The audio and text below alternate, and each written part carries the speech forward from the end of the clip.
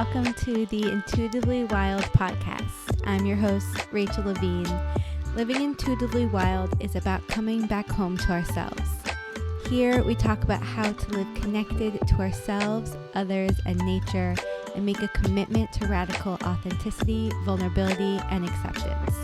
On this podcast, we delve into a wide range of topics that span the human experience. We peel back the layers and talk about the things that are often not talked about. This is a space for us all to walk and wander this path of life together. Let's dig into our roots and go deep. Maia, welcome to the podcast. I'm so happy to have you here.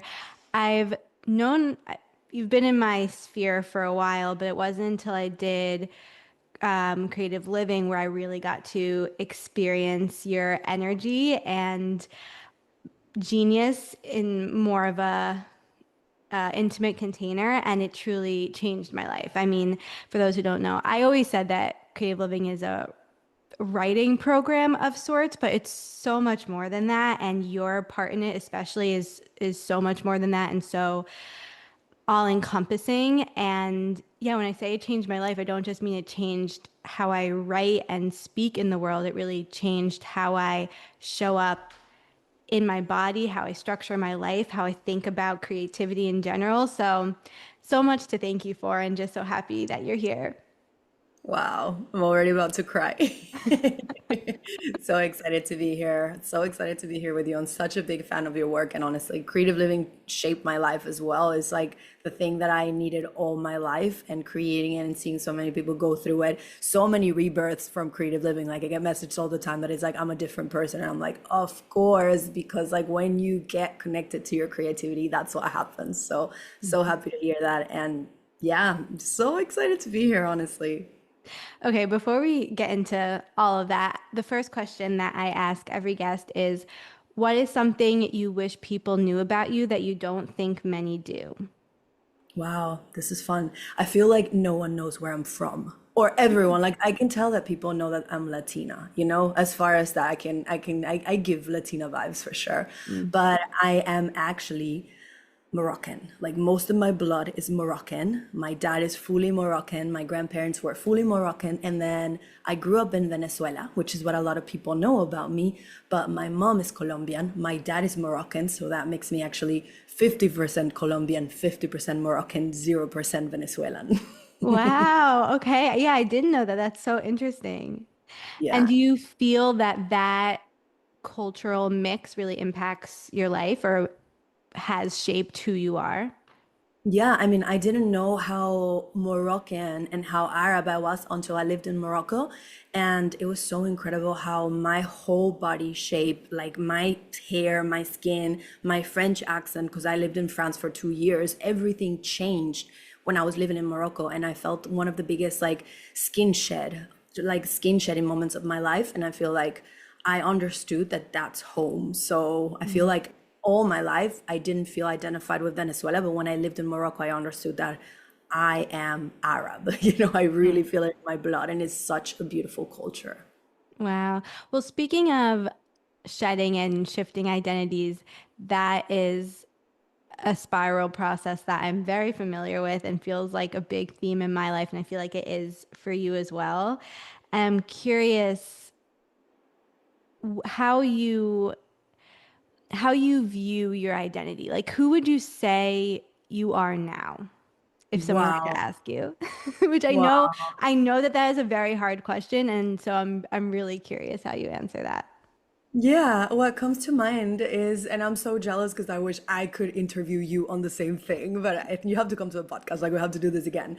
I feel like for me, the second that I stopped being so interested in like, who am I, like who am actually I, and I started just really letting whoever wanted to come embody, the moment is when I started experiencing shape shifting to the max, and I started getting really comfortable with whoever character wanted to come play. And that's why I think I travel so much, because it has been such an exercise for me to like role play identities and understand like, wow, I feel closer to the core here. Oh, okay, this type of environment takes me away from the core. Mm. So if you ask me who I am right now, It really depends, on the environment and on who knows, maybe the planets or whatever wants to manifest. So that's the answer. It really depends. It's very fluid.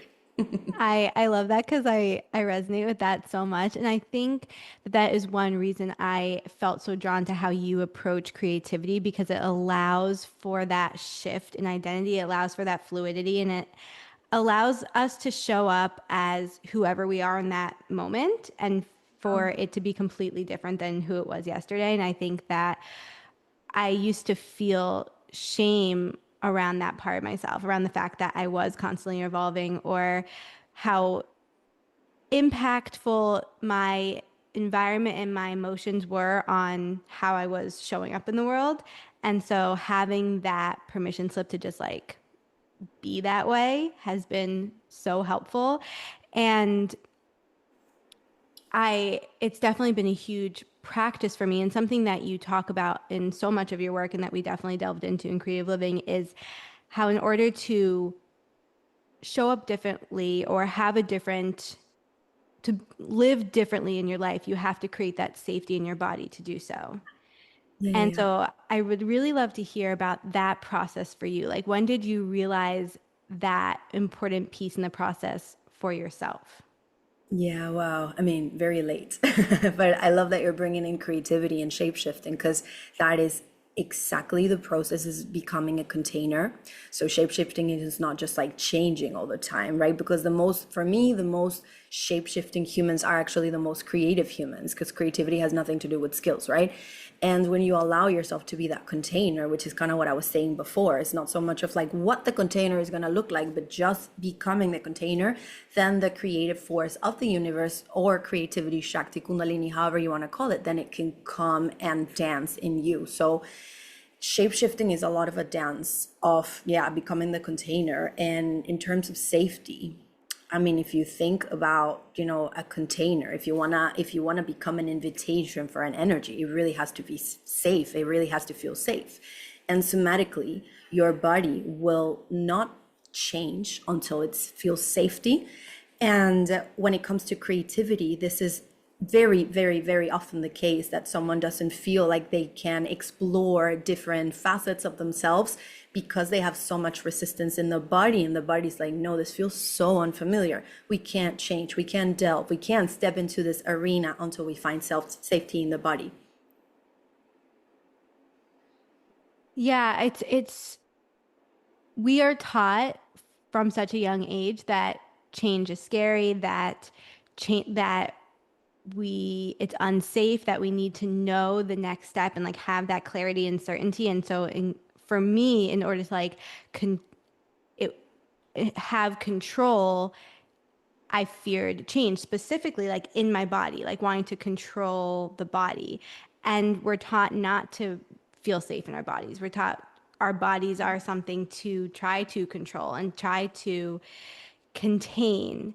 And really, they're just like, they are a container, but it's like this fluid container, not one that we have to like constrict. And so it's so interesting how I think that once we are able to release that need for control and find safety within our bodies, we can open our eyes to a whole, like, that's when we can bring in what we really want into our lives. Yeah, I love that you're bringing in the word control because it does feel a little bit like shape-shifting creativity. It does feel a little bit between like a dance between safety and control, you know? It really does feel like a sustained release energy because you do want to invite the chaos, but you want to give that chaos a job. You don't want chaos to just possess you. Mm-hmm. And I feel like, when you have this balance of when you have the safety periods, then you can really kind of like have a valve on how much control you can have on these things. Yeah, exactly. And so much of life is about finding, I hate the word balance, but like finding that fluidity and finding that like ebb and flow between whether it's masculine and feminine energy or chaos and control, whatever it is, it's like really allowing ourselves to to be safe in that dance, like you were saying, and not feeling like we have to be all black and white, all one way or the other. And again, it's just letting our bodies lead us through our lives more than our minds. I love that, and I think your work is so beautiful at that, and you're like in so many domains of your life. You literally teach how to like come out of the mind and into the body, and this is exactly what somatics is, and that's why it's so difficult to quote unquote teach because it can't really be taught or intellectualized. It can only be felt. All these energies, right? The shape shifting energy, creativity, sensuality, spirituality. It's only things that can be felt. So since you brought up like yeah, pretty much polarity, masculine, feminine, and having that fluidity. I love the word fluidity versus control, versus balance. That balance between like both forces, the body, when it becomes a container and you can contain those two forces, that's when you can really channel it. The example that I really like to give when we talk about those polarities is thinking that, especially, I think the feminine energy is just such an ocean normally. And when you come in and create that safety is or that masculine energy, because for me safety is very masculine, we can talk about that more, but I feel like when you bring in that safety energy, that that control, that discipline, that yang energy, then you can create banks to that ocean, so it becomes a river, a flow that you can command. But you need so much safety and contained energy for that. So contained and condensed is a concept that I really like using in my work. I'm curious, actually, for you, if you feel like you lean more naturally one way or the other in the sense of masculine versus feminine energy, for lack of a better word, because I feel in you a really beautiful balance. Like you do feel like this really creative, confident, grounded presence, and also so fluid and like flowing. Like I really, yeah, I feel this really beautiful balance, but I'm curious if there was one piece that was harder for you to work with than the other. Definitely. Well, I feel like it has been stages, stages where the masculine has been really difficult and then the feminine. And what used to happen is that I would pendulate into extremes. There's a line in the Tao Te Ching that I feel like it's my Bible, that goes, know your masculine, stick to the feminine. Mm. And that's how I like to live life. I like to make the masculine principle invisible in my life. It's what holds me. It's what protects me, because masculine is a lot about protection, which is something that I think people that are scared of masculine energy forget that is a huge boundary. It's those banks to the river. But then if those banks exist, if those boundaries exist, if that protection exists, then I can just lean into my waters. And that's why you probably see more of my flowy feminine energy, because I have the pillars, I have the invisible masculine there to hold me. If we want to think about masculine as as authority is a container. Like whatever you put into that authority, it's going to do what it needs to do. So that's what I feel like that has helped me balance my energies. The masculine is a container, but the content of it is the feminine, if that makes sense. Oh, it makes total sense. And I'm actually so passionate about this. And this has been so supportive for me in my life because I actually am someone who often the more masculine structured energy comes more naturally to me. And finding, reminding myself that having those riverbanks in place are the point of that is then to allow the river to flow. So Yes. I really had to learn that, okay, I'm good at having the structure in place. And now I can just let myself be and go and reminding myself that that's the whole point. That's the purpose of the structure. Yeah, you put it so beautifully. There's a lot of people, myself included, in the past, because I have like four placements. Like most of my chart is like half Pisces, half Capricorn. Like that is literally polarities, in a chart. And I feel like I used to forget, and I see it so much in business owners, especially, in women and femme business owners, that they build the structures and they build the masculine and they build the boundaries and they have all the systems and automations, but then they forget to flow. They actually forget that all of that is meant for them to lean and just like kind of like melt, if we're using a visual like analogy, just to melt into the feminine because they're already contained. And then you have the other case, right? That is like flowy and flowing and flowing and endlessly flowing. And then there's no direction. And it is beautiful. I love seeing a woman that is endlessly flowing, but so much more potential could be channeled if there's some banks to that river, because then she could, or they could, channel the flow of the river. Absolutely. I could not agree more. And this is actually something I really wanted to talk to you about because, and like we were talking about before we started recording, you have been in this season of really embracing rest, and I'm not sure exactly how you would describe it, but you haven't been working as much right now. And I would just really love to talk about that experience for you and how you have found safety there, how you have allowed yourself to lean into that. This is something that I'm working on a lot within my own life right now, is not needing to earn rest or yeah, having it look any certain way or having some sort of formula to get there, and just allowing for the joy, allowing for the play and pleasure in whatever moment I can have it. So maybe there's no specific question in that right now, but I would just really love to hear your experience and maybe just talking about this season of life that you're in right now.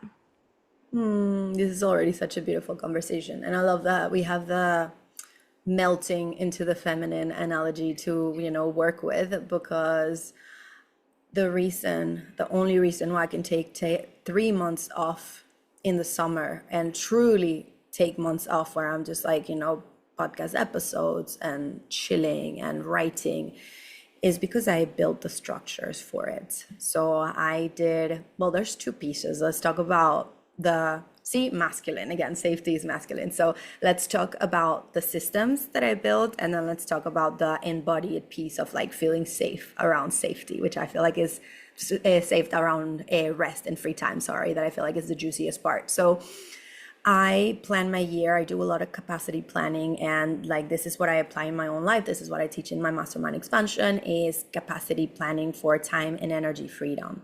And I plan my year so I can be on for 4 months and then off for 3 months and then on for 4 months and so on, because those 4 months is when I fulfill my mastermind. And yeah, that part is easy, right? You can imagine how it goes. You just plan it, you do it. But then when it comes to actually having the free time, it took me a couple of years to feel very safe around time freedom, because I hear a lot of people that are like, oh yeah, I would love to have more free time. And those are the same people, in me included in the past, that, they just fill up the calendar, or they just like happen to get busy, or they're about to, take free time and they optimize the rest, right? Like I used to do that all the time. Oh my God, I have 1 week, free in the beach. I have no work. And then I take like 10, self-help books to the beach, and I'm just like actually working and listening to podcasts and Human and Lab and like all this stuff. So the reason why we don't feel safety around this time freedom is because it doesn't come that easy for our nervous system to just relax. Because the moment that we pause and the moment that we slow down, the system can catch up with so much muck from the past. We are so used to pulling energy from the future and from the past that as soon as we call our energy back through being in the present moment, the body doesn't feel safe. And this is something that didn't come so easy when my somatic therapist, a year and a half ago, she told me like, you're fine. You just don't feel very safe around, being present. And I'm like, what are you talking about? And I'm like, wow, okay, she's right. Like anytime that I have a, moment for myself, I just grab a book, or I have to be with the podcast in my ears, or I have to. So I understood this, and I started unpacking the stories that I had around time freedom. And for anyone tuning in, this is a really important exercise that is like, if you are a person that has been craving more free time, but just can't seem to have it, the question is, do you actually feel safe around free time? And listening to the story that pops up is very important, because for me, the story that popped up was a little bit like, success equals working hard, not working equals falling behind. Falling behind equals unsafety. For other people, it can be, and I feel like this was for me too, not working or resting, my personality is built on overachieving. My parents only rewarded me as like, oh, you're such a good boy, oh, you're such a good girl. For other people, it might be, whenever I rest, my feelings catch up. I can't sit still and I need to numb myself out from from the present moment, which is very valid. Life can get super overwhelming and so on. The exercise is more like listening to what's the story that pops up when you ask yourself, am I actually feeling safe around time freedom? And that's the first step, unpacking that story and understanding why not. Because most of the cases, it would be a no, I think, for 99% of humans that have not done a lot of like somatic work. Yeah, absolutely. I think I can probably I can't even think of someone in my day-to-day life who would feel safe and comfortable resting and putting down the work in all forms. Like, because I'm the same. If I'm not, this is something I practice so much. And one way I incorporate this into my day-to-day life is just having more silence and Mm. stillness and not reaching for the podcast, the self-help book, another course, like really just allowing for that spaciousness. It's That's something I've incorporated in the last few months, and it's been very challenging and deeply healing and so important for me. Yeah. And it's so challenging. But something that came up while you were talking is how you plan out your year in advance. And for me, maybe this is partially an intuition question. Like, how do you get that vision of what you want your year to look like? And what if you change your mind? Yeah, well, my year is very simple, and I've learned to not overpack the year. Anything that I want to do is the cherry on top. But my year is literally launching expansion twice a year and launching creative living twice a year.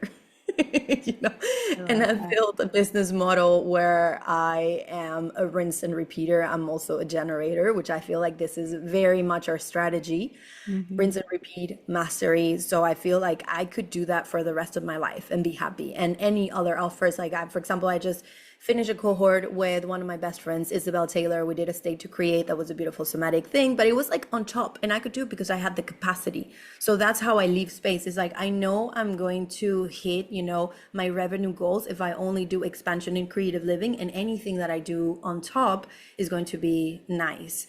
But to do that and to have those financial milestones, I had to focus all my energy in it, because if I launch a million things, my energy and my revenue would be so scattered that I would have to be focusing on other things all the time.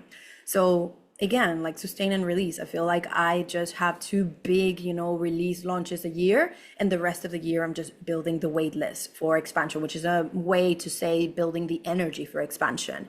And becoming the invitation, which is something that I feel like that is embodiment. I don't know if that's like stealing projector energy, as a generator, but I feel like becoming the invitation for the rest of the year and then going into inviting people twice a year has been my favorite business model. And it wasn't the case when I launched my business. I was doing every design service under the sun.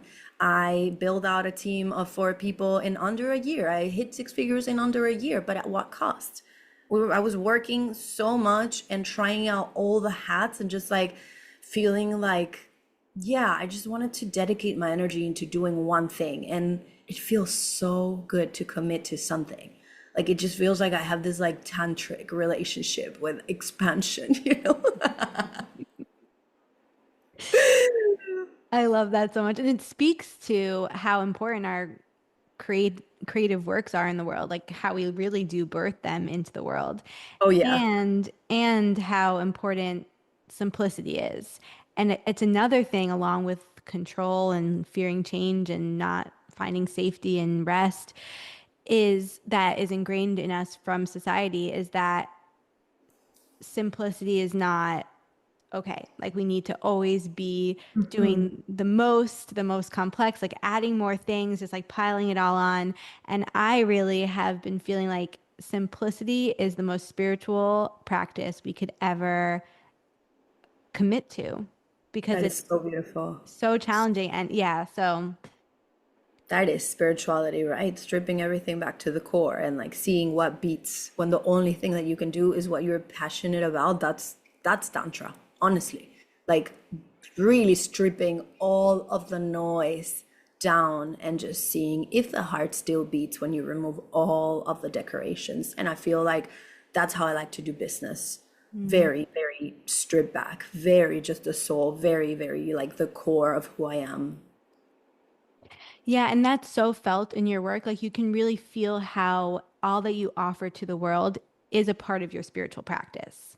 Hmm. And I would love to hear more about your personal spiritual path or practice and what has helped you get to this point of being so connected to that part of yourself.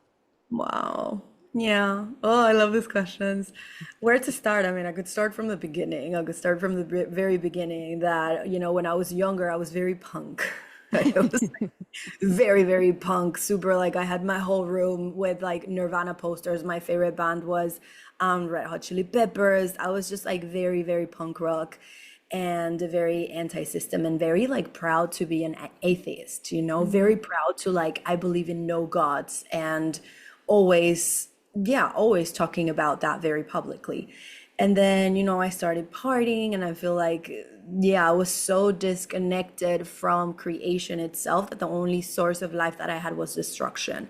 Chaos, which I also think is very spiritual, really possessed me. And the only thing that I could do was party, destroy myself, do drugs, like meet the wrong people. And I was like that until I moved to France. Like I grew up in Venezuela 18 years, the last years in Venezuela was a lot like that. 2 years in France was 100% that. And then I moved into New York in Brooklyn and I found techno and it was, 1000% like that. So I didn't believe in any gods until I had a really bad bike accident one day, like I was driving my bike in Brooklyn and a garbage truck, the analogy makes a garbage truck. Like talk about rock bottom. A garbage truck T-boned me, or I T-boned it, I guess. Like I was riding next to it and it made a turn and I, got completely smashed by a garbage truck and it broke my clavicle, which is my heart center, right? My anahata chakra. And I couldn't party. I couldn't do drugs.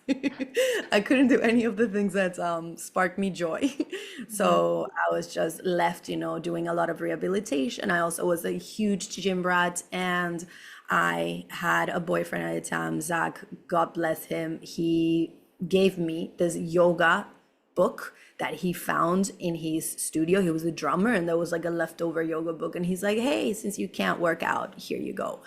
And I started reading it, and it was like something from another world connected with me. And I started practicing yoga and very quickly learned all of the asanas, very quickly got so pulled into yoga. So I guess yoga and Vedanta and Hinduism was my door to spirituality. And I started researching a lot about the chakra, and then I started researching about the Anahata chakra. And I realized all the things that, I was very far away from in my life had all to do with the heart center, right? Giving and receiving, connection to the divine, connection to God, the opening, the feminine, like all these things. I was super distant. And I started being open to miracles point blank. Like I just remember that. And since then, that was yoga. And then I was in New York, and then I moved to Berlin, and I was practicing a lot of yoga, a lot of techno yoga for sure. Like my churches were, Jiva Mukti yoga and the Berghain, but I was still like super spiritual and just in pursuit of yoga. But still, I must say, it wasn't spirituality. It was more like the physical, optical, spirituality. I was very connected to it, but I still didn't talk about God. And it wasn't until I moved to Brazil that I spent a long time in the jungle, and I started doing, a lot of plant medicines, and I started meditating a lot, and I discovered plant medicine in general. Like I feel like plants really got me into the God pipeline, very quickly. Mhm. And then I started doing rituals, a lot of rituals, and I felt the connection with God.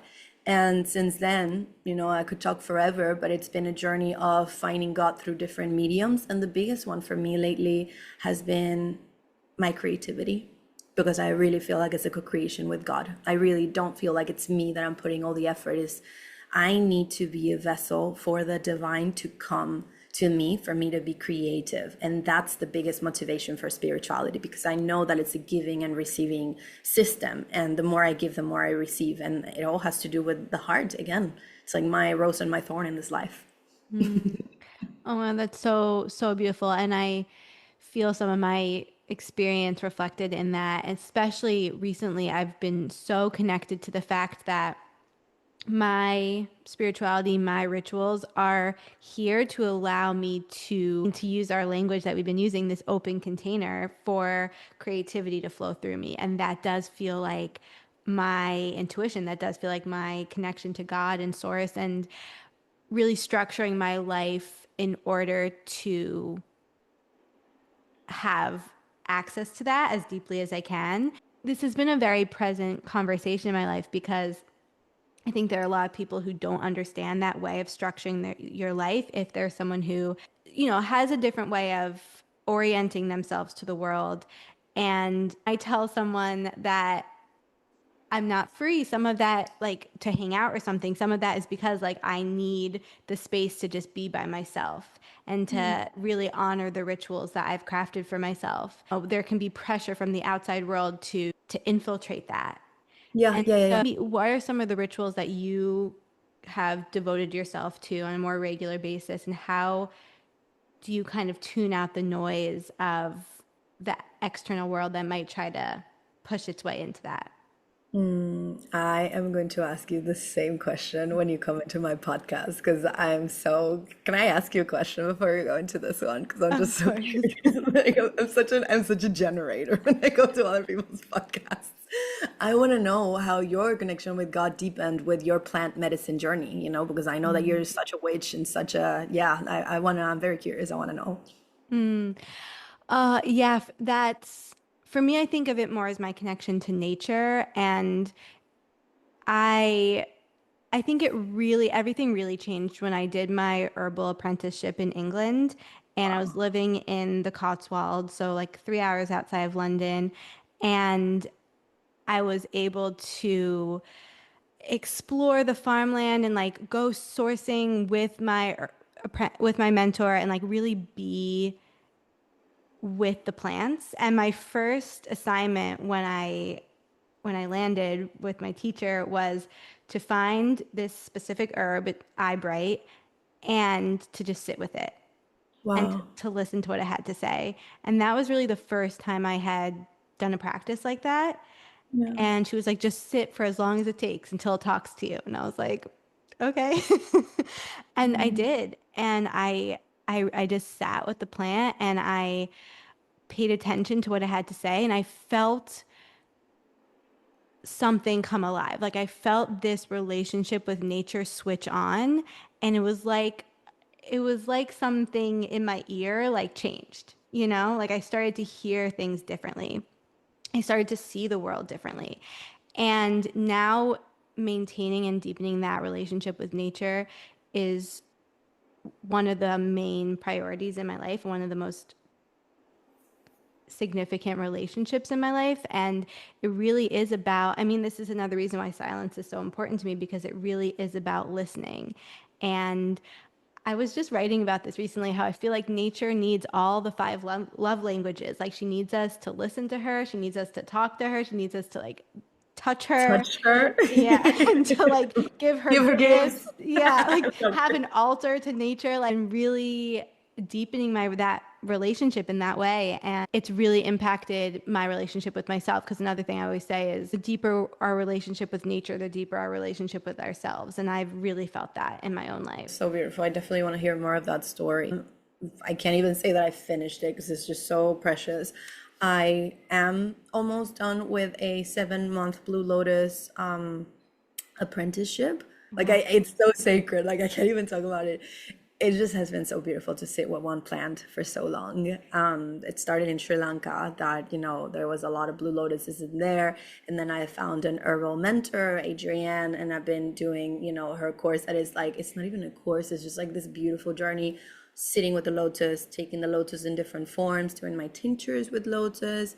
And yeah, I mean, I'm still integrating a lot of that experience. I wish I could talk about it as you can talk about it, but I think sitting with one plant is one of the most beautiful things in life. But going back to your question, I was like, what are the rituals that how I cultivate spirituality?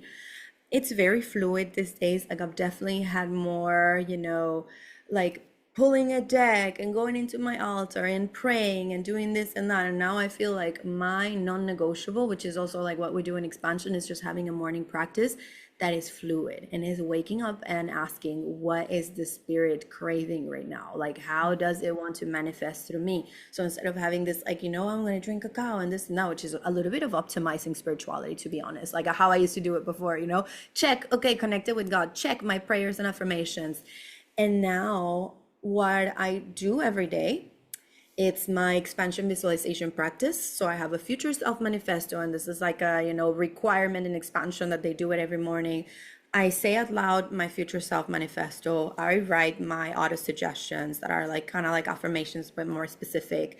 I do it all in this. I have it here in this purple journal, and then I sit and meditate, and I just don't expect anything, I meditate.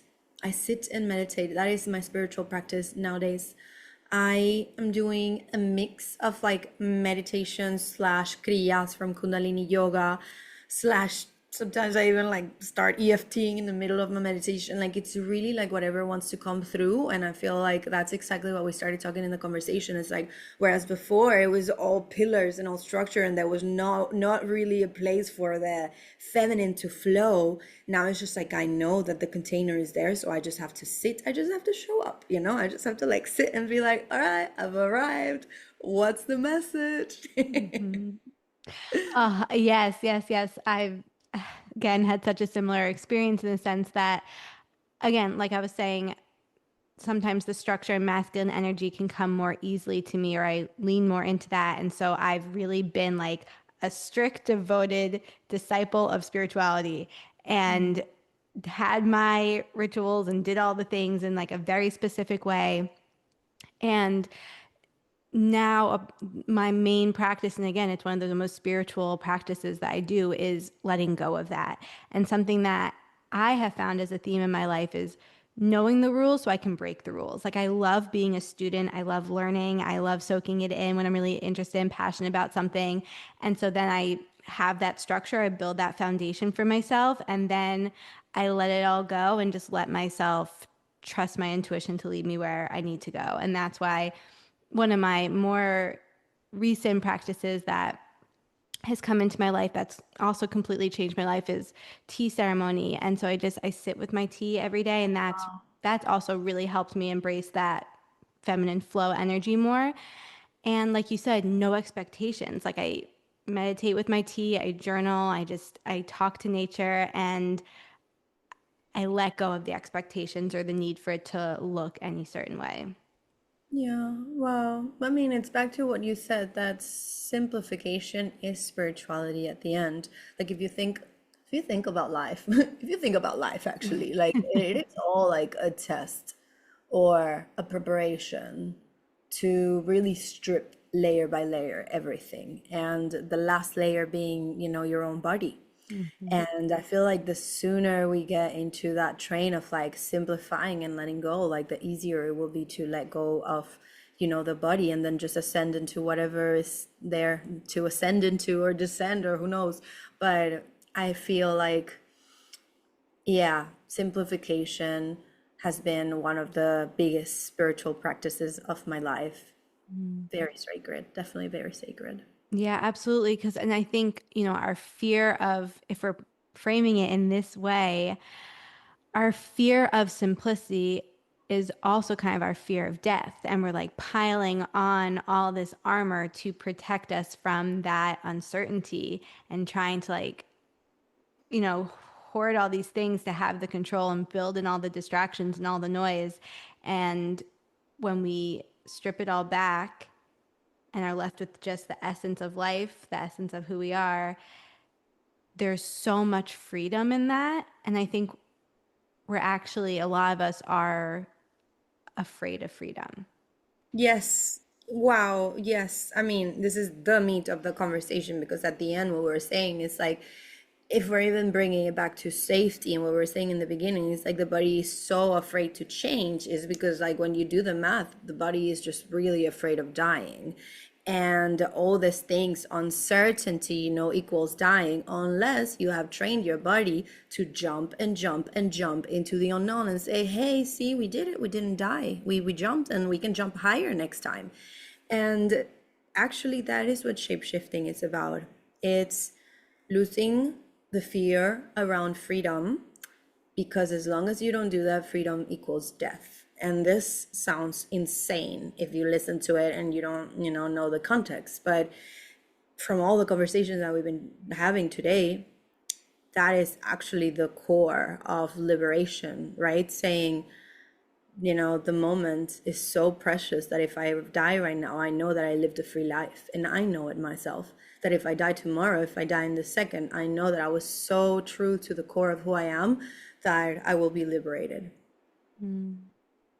Yeah, and that's why I think one reason why I'm so passionate about people connecting to their intuition and letting that lead their life is because then you can live with this foundation of trust and confidence in your life. Like you don't have to, that subconscious fear isn't always bubbling to the surface because we know we're living our life to the fullest. Like we're sucking all the joy and juice out of life, and we just you can feel that in your bones, even if like consciously you're not thinking that. Like you can feel that that's happening, and so your body just like trusts life more naturally.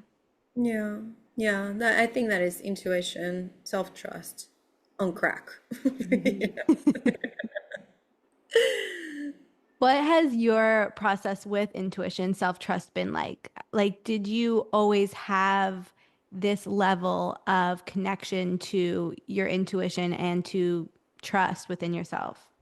Yes, I feel like before, even like when the era that I was describing, my, Chili Peppers, Kurt Cobain, techno era, it was more like impulse. Like I thought it was impulse, and it was like a bad intuition that is like, oh yeah, let's just stay 4 days, in this after party and go home with like, that's the impulse, that I didn't know that it was intuition, but it led me to places that I really needed to be, led me to connecting with people that I really needed to connect, but I never frame it as intuition. Like, as I said, I really wasn't spiritual at all. So I wasn't aware that intuition was even a thing. And nowadays, like, babes, I cannot tell you, and especially with Tom, my partner, like he's a very, very Cancer man, very fluid, very, very, he's my teacher of the feminine. Actually, I feel like he's taught me more about my own feminine than anyone else. And sometimes we're in a country and we're about to, because we travel a lot. For those who don't know me, I am super nomadic, but as in like one day I'm living in Egypt and the next day I'm living in like hot in the Philippines. And some days with Tom and I, like we've been, I don't know, we're gonna jump on a train, like this happened in Egypt, and we're gonna jump on a train, and we're like, absolutely not. We don't have to be there. We do not need to be there.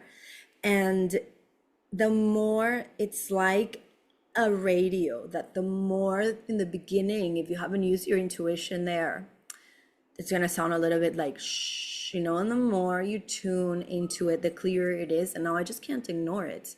And now it's like I sound crazy sometimes and I'm like, I'm not going there, absolutely not, or like I need to go for a walk and go to a coffee shop, and then there I just meet someone, or someone gives me a book, or like today, this morning, I really needed to go for a walk, and I ended up going into this store, bought the most incredible linen shawl. Like, oh my God, it's just so magical. And I talked for an hour to the lady that was there. She was a Polish lady, was living here in Costa Brava. And, the mission that we're doing now, she just gave me so many clues, so many little clues, and I was there just like writing on my notes, and it was so incredible. And now I have the shawl, and I think that this shawl is also going to bring me into another mission. It just works like this. I think when you give symbolism to a lot of things in your life, then you can play intuition like a game. But when nothing really has meaning and you have an agenda for everything, it's very difficult to listen to your intuition because you need to do this and you need to be there. Oh, what's the point of this? And it's like, what's the point of anything, you know? It's so hard to describe to people who don't have that sense of trust, but really once you just let yourself give into it and let yourself practice it, the voice does get louder and louder and louder, and it gets so hard to ignore. And Yeah. everyone has it. Everyone has that ability. I think we do ourselves such a disservice when we continuously, purposely, even if it's unconscious, disconnect from that. It's honestly such a gift that you and Tom play off of each other in that way, because I think it is really rare to find a partner who is as committed to that same path as you are, especially a male partner. And Yeah, yeah, yeah. so I love to hear he it sounds like he always had this gift within himself as well. Mhm. But how do you guys support each other through this or navigate this in your relationship together? I wish I had words for it. It just feels very tantric. It just feels very fluid. It just feels like I look at him and we know, and he looks at me and I know. And if I can describe it with the metaphors we've been using, because I love metaphors for this, he is the container and I flow in it. And it really feels like he makes a lot of the decisions and I trust him completely because I'm just contained in any decision that he makes. And I think when I stopped trying to take all the decisions and, you know, lead in my relationship, I found so much peace because I lead in so many other parts of my life, right? In my business, in my mastermind, blah, blah, blah. But I feel like the moment that I let myself be led, everything changed. Everything changed. And I think that is my way that I should be in a partnership. Like in with the rest of the world, I'm very Capricornian. With Tom, I am like the most Pisces baby. He has his moon on Pisces, his sun on Cancer. Like it's just like water. I have my Pisces rising. Like it's just the most watery, you know, feeling. So it's hard to describe, but I think we have built a system where it's very felt what we need to do. And like we're here in Girona. For how long we have no idea. You know, we went to Australia like this. Oh, let's go to Australia. Let's go to Australia. Let's go to Japan. Let's go to Japan. Like there was no plans of going to Japan. There was no plans of going to Nepal, but it's like something that just flows. So I don't know whose ideas is first. Sometimes we look at each other and it's like, what are we doing in Korea again?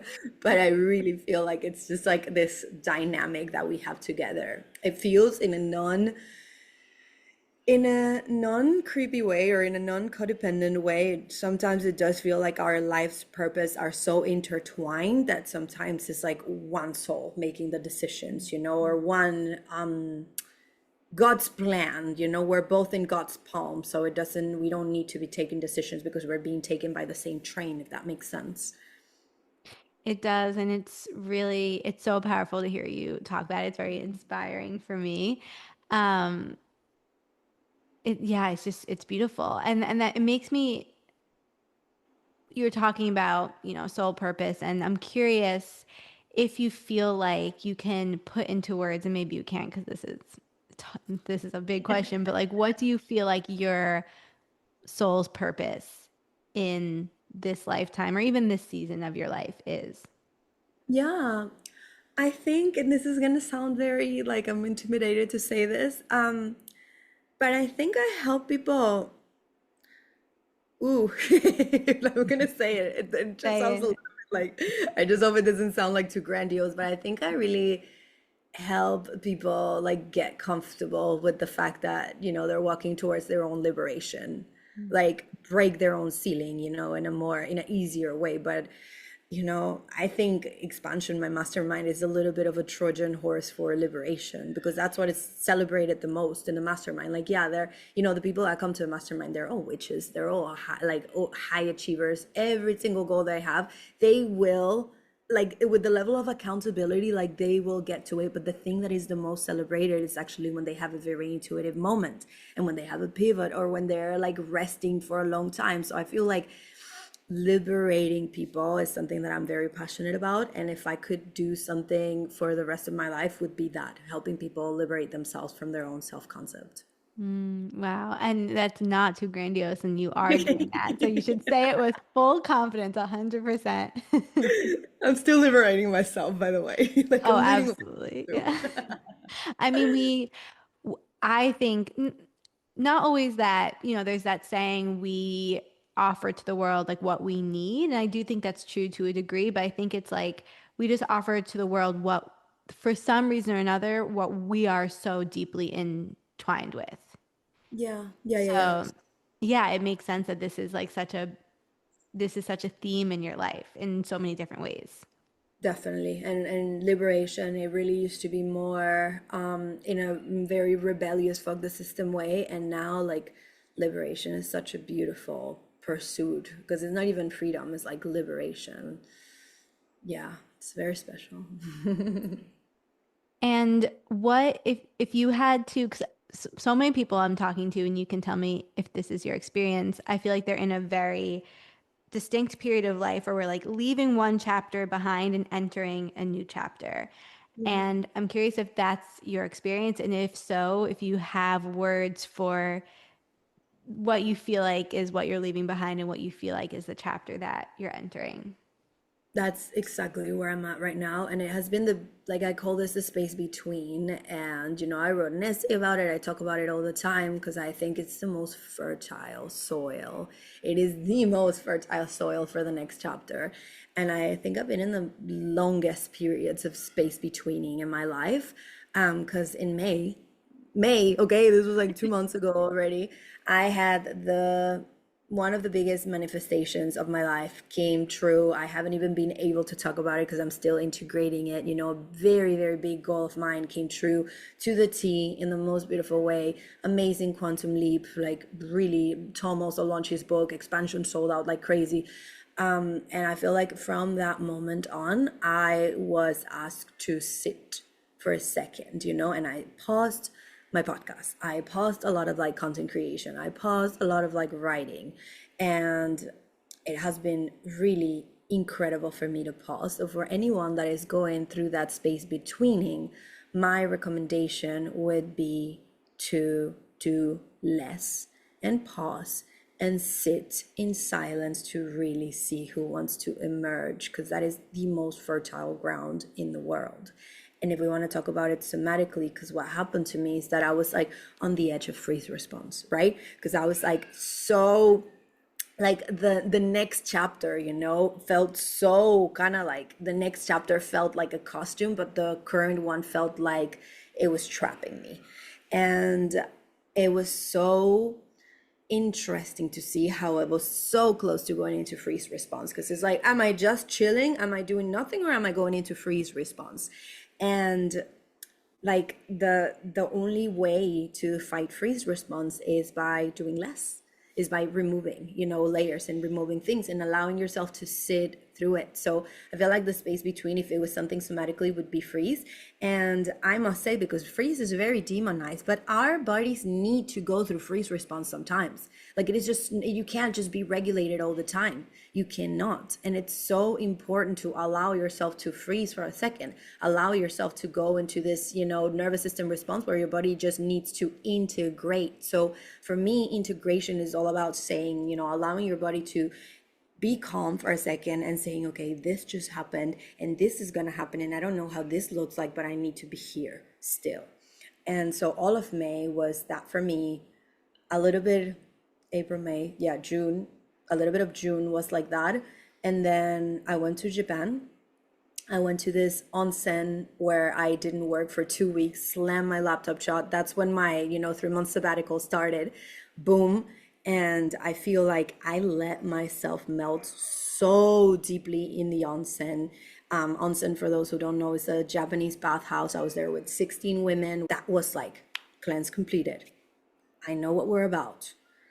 Has been a month and a half since then, and I'm still like, appreciating the space between. Like I feel like I'm just exiting anything, but it has been miraculous to allow myself to take 2 months off creating because I just needed to process, you know? Yeah, I thank you so much for sharing that experience because I think that this is something I have reflected on a lot and written about a lot is this in between space because I've been in an in between of my own. You know, I feel like I'm really finally maybe exiting it. Um, and we are constantly so afraid of that in between. We're constantly so afraid of that transition. And I really think it comes back to our fear of death Yeah. and simplicity and shedding because we want to always be going from, okay, chapter ended, we immediately start the next. Like we never have that like full shedding and release and emptiness process that comes with the in between and with the transition. And this is why I think it's so important to ritualize transitions in our life, like ritualize morning from night, really allowing these in between spaces in our day to day in small ways so that when they come in bigger forms in our life, we're not afraid of them and we're not running from them. And we need to allow ourselves to go through that in between, to have that pause moment, to rest in that, to bring it all the way back to the beginning of our conversation, to allow for the rest and to find safety in that. I think what you said is, yeah, the most beautiful is to ritualize transition and not demonize it. I feel like when you start, getting really comfortable in the space between, that's when you can become like the real shapeshifter, right? That you are shedding skins at such a velocity and in such an intensity that the only thing that's left is the core. So I do know that every time that I'm in the space between, I'm stripping back more and more. So I welcome it more, and it's a pleasure to be here. And that is, I feel like full liberation when you're not afraid of just shedding and shedding and shedding. And when you just let your core essence kind of lead you through life and not being afraid of where that's going to take you, like that is full freedom. When you have nothing to lose, and in the best way, not in a fuck it, rebellious way, but in a I have nothing left to shed. I could talk to you forever. Yeah, no, no, no. Part two is coming on my podcast, everyone. Just come to the after party is gonna be on my podcast, so no worries at all. Living intuitively wild means connecting to your true self and living dedicated to who you are at your core, no matter what. How do you feel like you live intuitively wild? Devotion is a word that came to me, devotion into the mystery, devotion into wildness itself, devotion to the wild women archetype, devotion to women, devotion to womanhood, devotion to the spirits and whatever awaits on the other side. And such an immense, wild, devotion to curiosity itself. I feel like for me, that's what has maintained me being intuitively wild for all my life. Oh, such a beautiful answer. And I want to give everyone a book recommendation if you haven't read it yet, because this is one of my favorite books of all time.